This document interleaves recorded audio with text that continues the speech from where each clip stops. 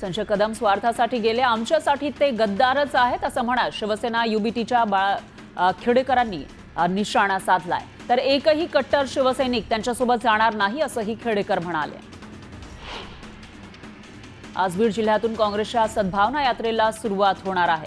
काँग्रेस प्रदेशाध्यक्ष हर्षवर्धन सपकाळ यांच्या उपस्थितीमध्ये मस्साजोग इथून ही यात्रा निघणार आहे। बीड जिल्ह्यातील वाढती गुन्हेगारी, जातीयवाद याला प्रत्युत्तर म्हणून ही यात्रा काढली जाणार आहे। महिला दिनानिमित्त राज्य सरकारने अनोखं पाऊल उचललेलं आहे। राज्यातील प्रत्येक ग्रामपंचायतीमध्ये विशेष ग्रामसभा आयोजित करण्यात आल्या। त्याचबरोबर बालविवाह होऊ नये यासाठी लोक चळवळ राबवली जाणार आहे। पुणे जिल्ह्यातील नगर परिषदांनी केंद्र आणि राज्य सरकारच्या योजनांची प्रभावीपणे अंमलबजावणी करावी अशा सूचना जिल्हाधिकारी जितेंद्र डोडी यांनी दिल्या। तर जिल्ह्यातील सर्व प्रकल्पांचा आढावाही घेतला। पुण्यात महिला दिनानिमित्त पोलिसांकडून बाईक रॅली काढण्यात आली। यावेळी बेटी बचाव बेटी पढावचा संदेश पोलिसांनी दिला।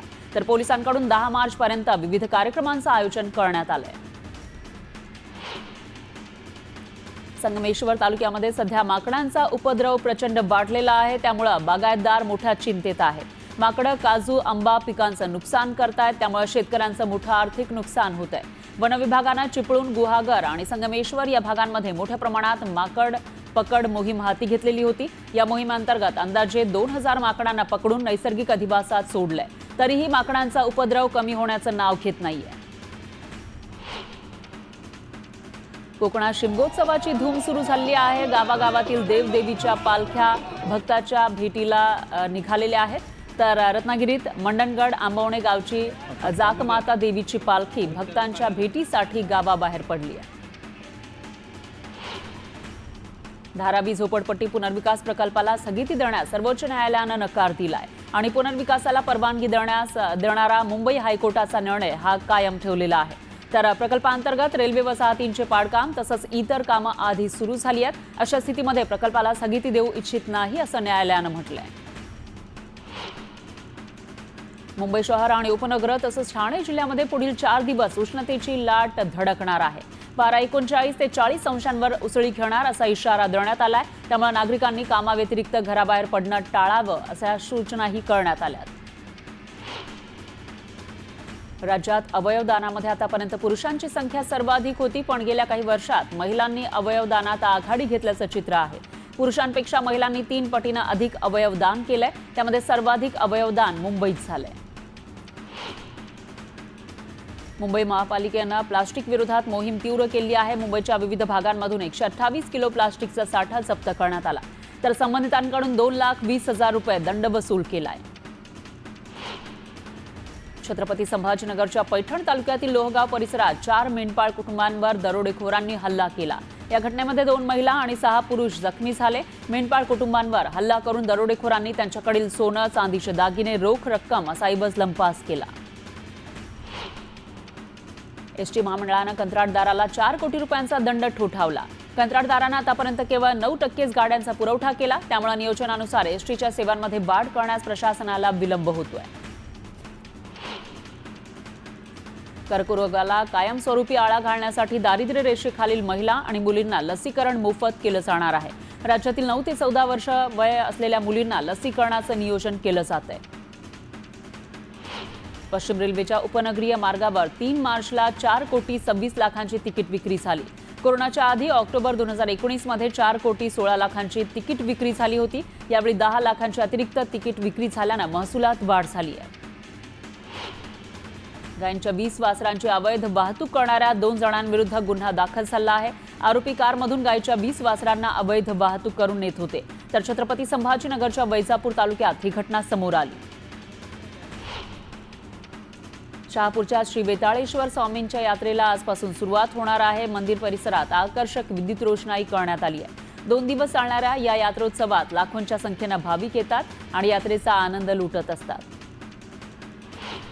संभाजीनगरमधील NHIA कार्यालयातील साहित्य हे 181 कोटी रुपयांसाठी जप्त करण्यात आलं आहे। NHAIचं हे कार्यालय होतं। तर जिल्हा न्यायालयानं 45 दिवसांची दिलेली मुदत संपल्यामुळे वसुलीला स्थगिती नाहीये। रक्कम व्याजासह मिळावी म्हणून बालमी न्यायालयामध्ये दाद सुद्धा मागितली आहे।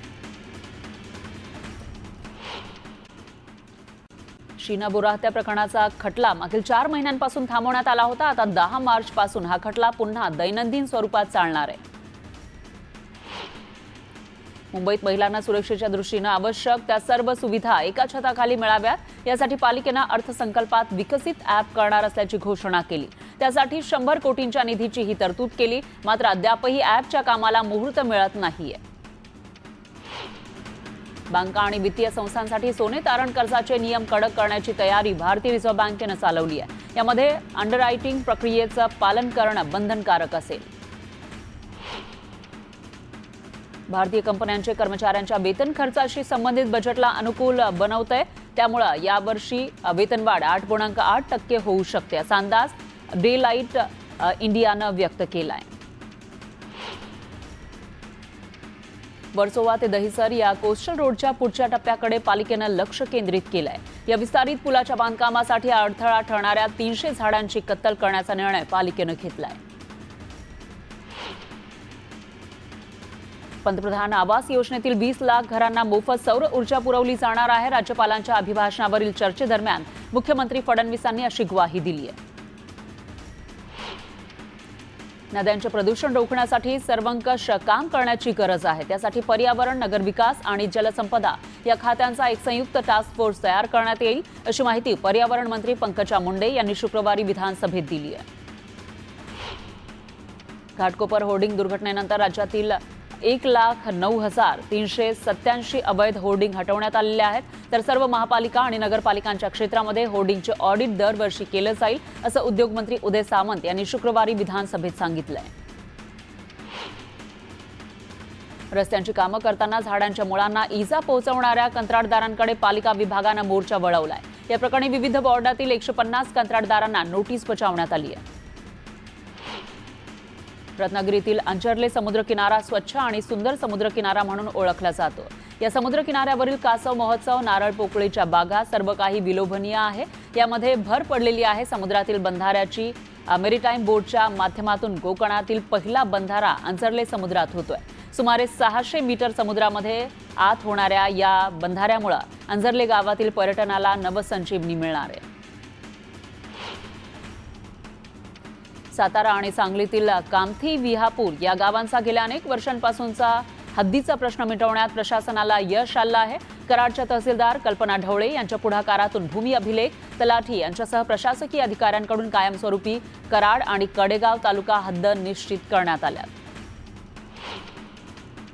सरकारी कार्यालय आणि खासगी क्षेत्रामध्ये कामाचा अनुभव यावा यासाठी मुख्यमंत्री युवा प्रशिक्षण योजनेचा कालावधी आधी 6 महिन्यांचा होता, पण आता हाच कालावधी 5 महिन्यांनी वाढवण्यात आलाय. आता 11 महिन्यांची प्रशिक्षण योजना असेल.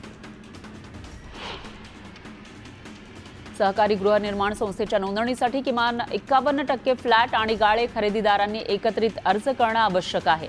सहकारी संस्थांच्या निबंधकांनी जारी केलेलं परिपत्रक उच्च न्यायालयानं योग्य ठरवलंय. स्वारगेट अत्याचार प्रकरणातील आरोपी दत्ता गाडेच्या गुन्हाट गावात पोलिसांनी त्याच्या मोबाईलचा शोध घेतला.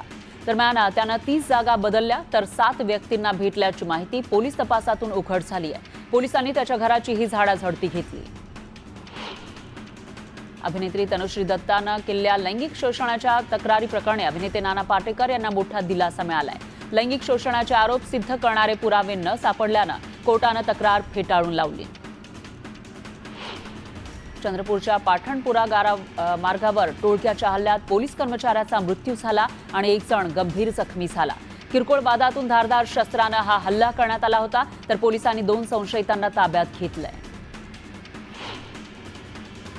ऑफिसवरून घरी जाणाऱ्या पती पत्नीवर कोयता हल्ला करण्यात आला. अज्ञात टवाळखोरांच्या हल्ल्यात तरुणाच्या डोक्याला गंभीर दुखापत झाली. जखमी पती पत्नीवर सिल्वर ब्रिज हॉस्पिटलमध्ये उपचार सुरू आहेत.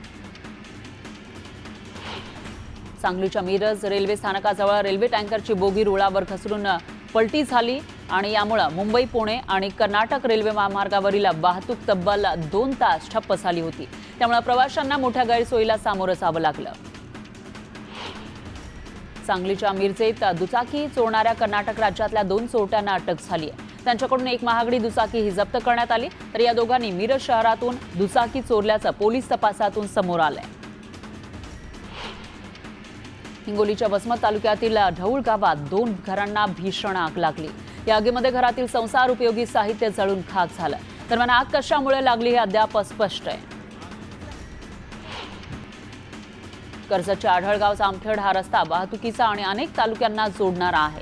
या रस्त्यासाठी 399 कोटी रुपये निधी मंजूर झाला आहे, तर ठेकेदारांना मुदत संपल्यानंतर पुन्हा सरकारकडे मुदत वाढीसाठी मागणी केली आहे। त्यामुळे ठेकेदारावर कारवाईची मागणी नागरिकांनी केली। मध्य रेल्वेच्या मुंबई विभागातील विविध अभियांत्रिकी आणि देखभालीची कामं करण्यासाठी रविवारी मेगा ब्लॉक घेतला जाणार आहे, तर पश्चिम रेल्वेवर शनिवारी रात्रकालीन ब्लॉक असेल। मध्य रेल्वेवरील कसारा स्थानकादरम्यान 2 दिवसीय ब्लॉक घेतला जाणार आहे। उड्डाणपुलाची तुळई उभारण्यासाठी विशेष वाहतूक ब्लॉक असणार आहे, त्यामुळे प्रवाशांचे हाल होण्याची शक्यता आहे। पुणे महापालिका शिक्षण विभाग गेल्या 2 वर्षांपासून 25,000 रुपयांपेक्षा कमी वेतन मिळणाऱ्या महिला कर्मचाऱ्यांच्या वेतनातून व्यावसायिक उत्पन्न कर कपात करत आहे। राज्य सरकारच्या अध्यादेशानुसार हे उत्पन्न करमुक्त असताना महापालिकेकडून त्याची अंमलबजावणी करण्यात आलेली नाहीये, त्यामुळे या महिला कर्मचाऱ्यांना आर्थिक फटका बसतो। हाती नाही आणा आणि मला बाजीराव म्हणा अशी गत ठाणे पालिकेची झाली आहे। तिजोरीमध्ये खडखडाट असूनही विविध घोषणांचा पाऊस पाडण्यात आला। पालिका आयुक्त सौरभ राव यांनी 5,645 कोटींचे आभासी बजेट जाहीर केलंय। आनंद दिघे यांचं ठाण्यामध्ये स्मारक उभारलं जाणार होतं, मात्र स्मारकाचा प्रकल्प ठाणे पालिकेनं गुंडाळल्याचं दिसतंय। पालिकेच्या अर्थसंकल्पात स्मारकाबाबत कोणताही उल्लेख नाही, त्यामुळे मागील वर्षात घोषणा केलेला प्रकल्प कागदावर राहण्याची शक्यता आहे। कब्जे हक्कासह भाडेपट्ट्यानं देण्यात आलेल्या शासकीय भूखंडाचे वर्ग 2 मधून 1 वर्गमध्ये रूपांतर करण्यास शासनाने 31 डिसेंबरपर्यंतची सवलत दिली आहे। मुंबईत गेल्या काही दिवसांपासून पहाटे गारवा जाणवत असला तरी मुंबईकरांना दुपारी उन्हाचा तडाखा बसतोय। शुक्रवारीही मुंबईचे नागरिक घामाच्या धारांनी हैराण झाले होते, त्यामुळे मुंबईकरांनी दुपारी घराबाहेर पडताना काळजी घ्यावी असं आवाहन करण्यात आलंय। लाल उन्हाळी कांद्याच्या दरात घसरण कायम आहे। सोलापुरात कांद्याचे दर 200 रुपयांनी घसरले। कांद्याला कमीत कमी 1800 ते जास्तीत जास्त 2250 रुपयांचा दर मिळतोय। राज्यात ज्वारीची एकूण 6,200 क्विंटल आवक झाली आहे। दरम्यान सोलापूर जिल्ह्याच्या करमाळा बाजारात सर्वाधिक आवक झालेल्या ज्वारीला कमीत कमी 2500 तर सरासरी 3500 रुपयांचा दर मिळाला। पोलिसांनी गरुड दृष्टी या उपक्रमाची सुरुवात केली आहे। या अंतर्गत सोशल मीडियावरील आक्षेपार्ह व्हिडिओवर लक्ष ठेवलं जाणार आहे। अनेकदा सोशल मीडियाच्या माध्यमातून आक्षेपार्ह अश्लील व्हिडिओ पोस्ट केले जातात, त्यामुळे असे व्हिडिओ अपलोड करणाऱ्यांचा शोध घेतला जाईल। मुंबई गोवा महामार्ग मागील 13 वर्षांपासून रखडलेला आहे। आतापर्यंत तब्बल 15,600 कोटींचा रस्त्यासाठी खर्च झालाय, पण तरीही महामार्गावर वाहतूक करणं गैरसोयीचं आहे। त्यामुळे यंदाही गणेशोत्सवासाठी जाणाऱ्या चाकरमान्यांचे हाल होण्याची चिन्ह आहेत। देशातील सर्वात मोठी भुयारी मेट्रो म्हणून ओळखली जाणारी कफ परेड ते सिप्स पर्यंतची मेट्रो जून 2025 पासून सर्वांच्या सेवेत येणार आहे, अशी माहिती मुख्यमंत्री फडणवीसांनी दिली आहे।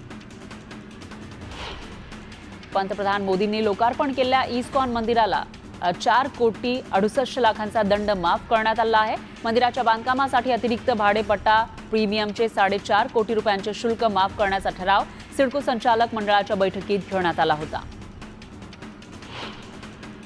महाड तालुक्याच्या बिरवाडीमधील एका घराला शॉर्ट सर्किटमुळे आग लागली।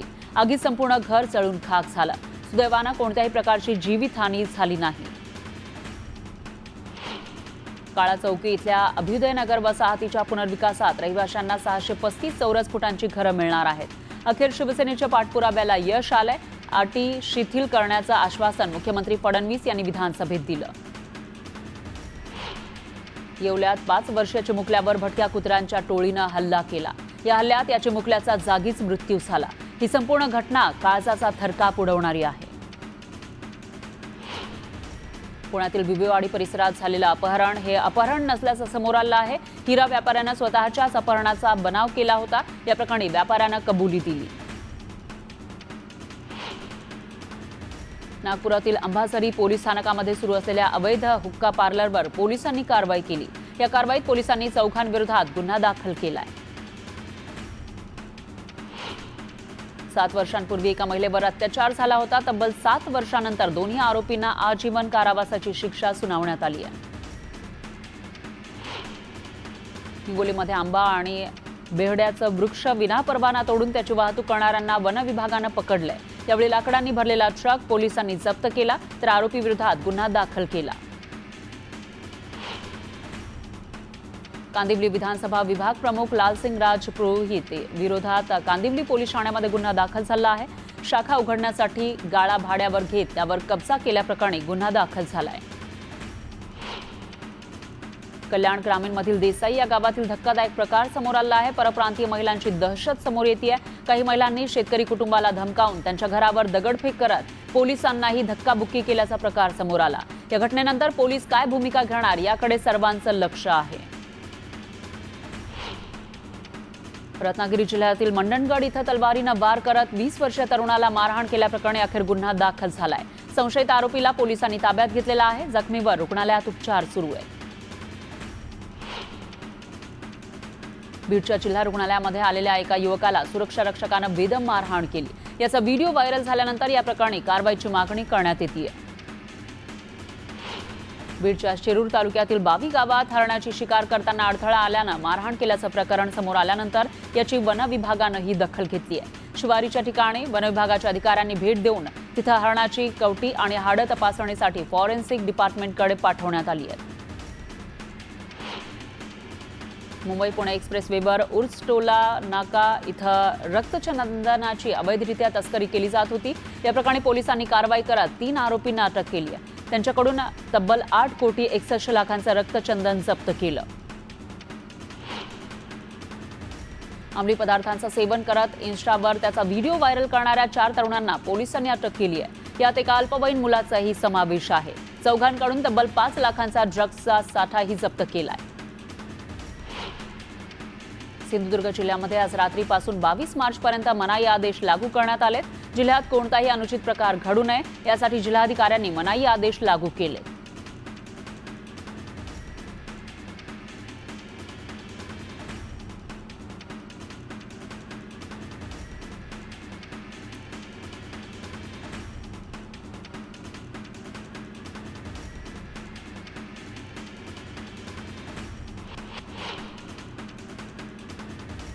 गुन्हा दाखल होऊन 3 दिवस झाले तरी सतीश भोसले उर्फ खोक्या भाई फरारच आहे. यामुळे शिरूर पोलिसांचा तपास कुचकामी ठरत असल्याचा आरोप होतोय. तर तपास विशेष पथकाकडे देण्याची मागणीही केली जाते. बीडच्या वडवणी तालुक्यातील खळवट लिमगाव शिवारात आकाशातून काही दगड पडले होते. या ठिकाणी संभाजीनगरमधील काही संशोधकांनी पाहणी केली तर हा दगड म्हणजे लोहयुक्त अश्मी असल्याचं अहवालात नमूद करण्यात आलंय.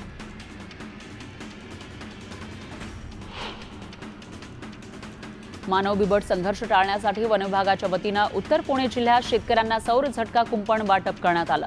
घराभोवती लावण्यासाठी अनुदानावर हे सौर कुंपण देण्यात आले. सौर कुंपणामध्ये हलक्या स्वरूपाचा विद्युत प्रवाह सोडण्यात आल्यानं प्राण्याला कुंपणाचा हलकासा विद्युत झटका बसून प्राणी दूर जातात. माजी पंतप्रधान डॉक्टर मनमोहन सिंग यांचं भव्य स्मारक नवी दिल्लीतील राष्ट्रीय स्मृती स्थळावर उभारलं जाणार आहे. यासाठी सिंग यांच्या कुटुंबानं गृहनिर्माण आणि शहरी विकास मंत्रालयाला पत्र लिहून प्रस्तावित जागेला मान्यता दिली आहे. मध्य प्रदेशातील भिंडमध्ये लग्नाच्या मिरवणुकीमध्ये 2 पक्षांमध्ये हाणामारी झाली. तर मिरवणुकीत गाणी लावण्यावरून 2 गटात वाद झाला होता आणि त्यानंतर लाठ्या काठ्यांचा वापर करत हाणामारी झाली. तर पोलिसांनी गुन्हा नोंदवून तपास सुरू केलाय. उत्तर प्रदेशातील झाशी इथं कार पार्क करण्यावरून झालेल्या वादातून 2 गटात हाणामारी झाली. पोलिसांनी अनेकांना ताब्यात घेतलंय आणि पुढील तपास सुरू केला. बिहारमधील मुझफ्फरपूर रेल्वे स्थानकावर एका प्रवाशाला अचानक हृदयविकाराचा झटका आला. आरपीएफ जवानांना सीपीआर देऊन या प्रवाशाचे प्राण वाचवले. उत्तर प्रदेशातील मुझफ्फरनगरमध्ये लग्नाच्या मिरवणुकीमध्ये फटाक्यांवरून वाद झाला. दोन्ही बाजूंनी जोरदार लाठ्याकाठ्यांचा वापर केल्यानं अनेक जण गंभीर जखमी झाले. तर पोलिसांनी अनेकांवर गुन्हे दाखल केले आणि त्यांच्याजवळील शस्त्र जप्त केली. मुझफ्फरनगरमध्ये चोरीच्या आरोपावरून 2 मुलांना झाडाला बांधून बेदम मारहाण करण्यात आली. सोशल मीडियावर व्हिडिओ व्हायरल केल्यानंतर पोलिसांनी आरोपीला अटक केली आहे. उत्तर प्रदेशातील आग्रा इथल्या एका शाळेमध्ये 2 महिला शिक्षकांमध्ये हाणामारी झाली। हे भांडण कशामुळे झालं हे सध्या तरी स्पष्ट झालेलं नाहीये। अधिकाऱ्यांनी दिलेल्या माहितीनुसार या प्रकरणाचा तपास सुरू आहे, तर या भांडणाचा व्हिडिओ सोशल मीडियावर व्हायरल होतोय। मध्य प्रदेशातील जबलपूरमध्ये घर फोडून घरातील वस्तूची तोडफोड करण्यात आली आहे। हत्यारं घेऊन आलेल्या गुंडांना बघून घरातील व्यक्तीचा हृदयविकाराच्या झटक्यानं मृत्यू झाला। या घटनेमुळे संतप्त झालेल्या मृताच्या कुटुंबियांनी पोलीस ठाण्यासमोर मृतदेह ठेवून निदर्शनं केली। छत्तीसगडमधील कांकेरमध्ये नशेत तरुण मोबाईल टॉवरवर चढला।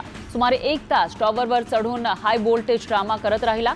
खाली असलेल्या नागरिकांनी खूप समजावून सांगितल्यानंतर ती व्यक्ती टॉवरवरून खाली आली। जम्मू काश्मीरच्या शोपियानमध्ये बिबट्यानं कहर केला। सरबल भागामध्ये बिबट्यानं अनेक मेंढ्या मारल्या। स्थानिक लोक घाबरले, त्यामुळे बिबट्याला पकडण्यासाठी ग्रामस्थांनी वनविभागाकडे पिंजरा लावण्याची मागणी केली। वन कर्मचाऱ्यांनी बिबट्याला बेशुद्ध करून पकडून ते घेऊन गेले। बिहारमधील हाजीपूरमध्ये पैशाच्या वादातून एका तरुणाची त्याच्या चुलत भावानं हत्या केली।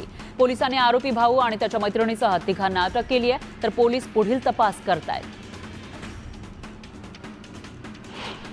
पुण्याच्या भारती विद्यापीठ परिसरात वाहनांची तोडफोड करणाऱ्या आरोपींची पोलिसांनी धिंड काढली। अंधाराचा फायदा घेत अज्ञातांनी 10 वाहनांची तोडफोड केली होती। या प्रकरणी पोलिसांनी त्यांना अटक करत कारवाई केली। पालघरमध्ये ग्रामपंचायतीची घरपट्टी न भरणाऱ्या कारखानदारांविरोधात आक्रमक पवित्रा खेळण्यात आला। ग्रामपंचायत कर्मचाऱ्यांनी थेट कारखान्याच्या गेटवर जाऊन बँड बाजा वाजवत घरपट्टी वसुलीचा अनोखा प्रयोग केला। बीडमधील मारहाण प्रकरण सध्या संपूर्ण राज्यात चांगलंच गाजलंय। सुरेश धस यांच्या निकटवर्तीयांना 1.5 वर्षापूर्वी एकाला मारहाण केली होती। मारहाण केलेली व्यक्ती आता समोर आलेली आहे आणि या व्यक्तीनं मारहाण करणाऱ्यांवर कारवाईची मागणी केली आहे।